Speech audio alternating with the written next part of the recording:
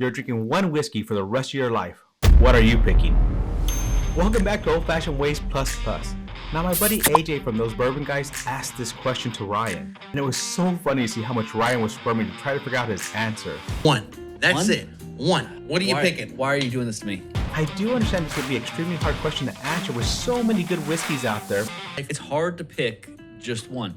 There are so many good bourbons and whiskeys out there. And I haven't even touched the surface of all the many different variations of whiskeys available.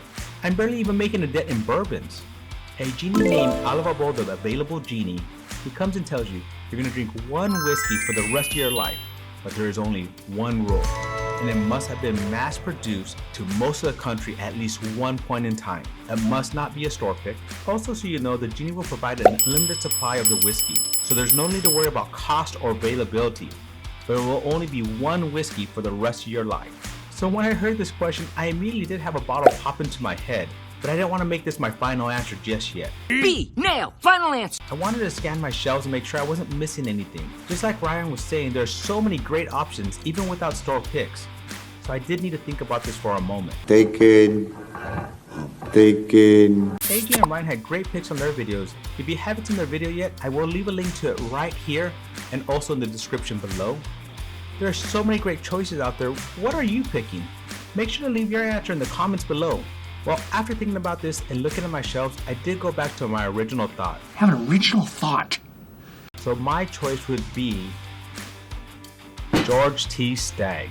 Now, any of the George T. Staggs will do, but if I had to choose one and only one, it would be the George T. Stagg 2022. Now, unfortunately, I don't have a bottle of that one, but I have been blessed to have many pours to taste it, and it is so delicious. Delicious. So delicious. It is one of my favorite pours of 2022 and still of 2023. I am choosing this bottle for many reasons. One, it's 138.7 proof, so it's a high proof, so I can enjoy this many different ways. I can enjoy it neat if I wanted to, and I can even enjoy it in a cocktail beverage if I wanted to. I know many out there are probably grimacing thinking about that, but if it's the only bourbon you have, why not? It is distilled at Buffalo Trace, which has so many awards and so many great bourbons. It's a great place to choose from. It is aged 15 years and 5 months.